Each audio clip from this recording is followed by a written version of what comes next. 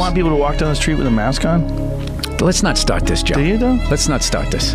Okay. Let's start it. I don't want to start this bullshit. I'm not going to sit here with no medical degree, listening to you with no medical degree, with an American flag behind you, smoking a cigar, acting like we know what's up. Hey everyone, welcome back. Today we're diving into whether Bill Burr, the comedian known for his no-nonsense approach, has gone woke. Let's kick things off with his take on the Los Angeles wildfires. Are you guys back? And I think everybody did a great job. Yeah. Unlike the internet, you know? Yeah, right. I know. It's right. Oh my God. During the fires, Burr decided to go after conspiracy theorists on the internet rather than local officials. Here's what he had to say. All of these fire experts. Why didn't you just fly a helicopter into the ocean? And then just, I don't know, because there was 100-knot winds? This approach has led some to question if Burr is toning down his usual critique of the powerful to be more palatable or woke. There's also talk that this might be influenced by his desire to please his wife or maintain his fan base.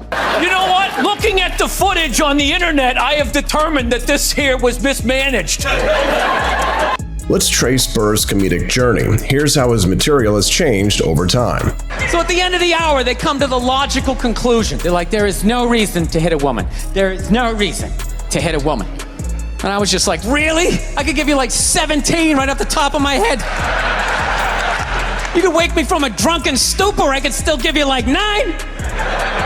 Dude, there's plenty of reasons to hit a woman. You just don't do it. But by Paper Tiger in 2019, his approach to social commentary was notably different.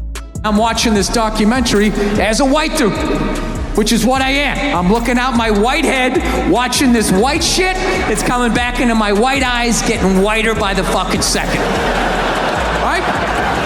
His comedy now appears to show a different understanding of topics, suggesting an evolution, possibly more towards a woke perspective. A pivotal moment in this debate was Burr's 2020 Saturday Night Live Monologue, where he criticized white women for hijacking the woke movement. Talk white women, the amazing your accomplishments over the last few years. I gotta tell you, the way white women somehow hijack the woke movement, generals around the world should be analyzing this.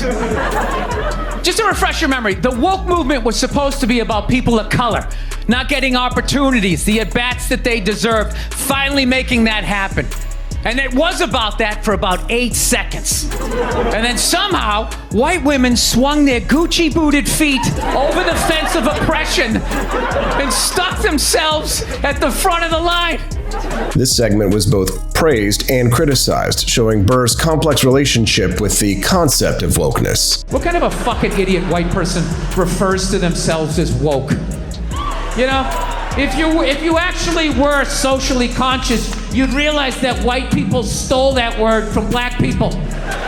Once again, doing the Elvis thing. His critique here of appropriation shows his stance on social issues might be evolving more towards a leftist framework. I support black people in my white apartment on Twitter. That's what I do. I'm fucking here for you. Another significant interaction was on Bill Maher's show, where Maher expected Burr to criticize woke culture, but Burr had other plans. I think we have something in common, which is that we think political correctness may be ruining comedy, or at least threatening it.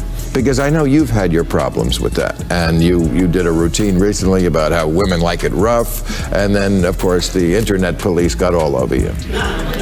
Instead of joining Maher's critique, Burr pushes back. Right. It's a really weird time where people are just bringing this up all the time like this is a major problem. I'm not experiencing it. I think it's like a half a dozen stories, and like usual, they're trying to act like, you know, the sky is falling. It isn't. It's a fun time. Come out to a comedy club.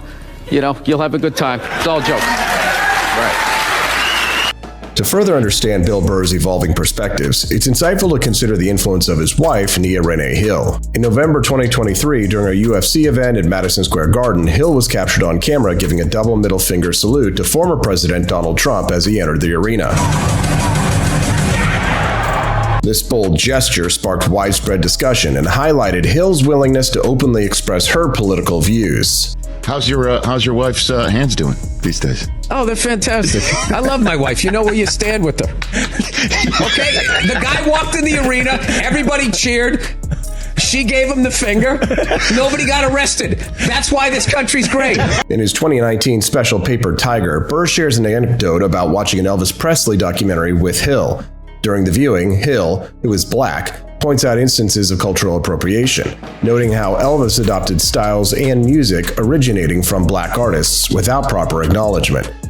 So at this point, my wife has like fucking steam coming out of her ears.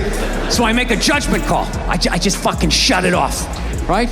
And she looks at me, she's like, why did you shut that off? Why did you shut it off? I was like, because you're about 3 minutes away from yelling at me like I produced this music. And I'm like, all right. Whether this is just going woke or just plain being afraid of your wife, it's clear Burr is navigating these waters in his own way.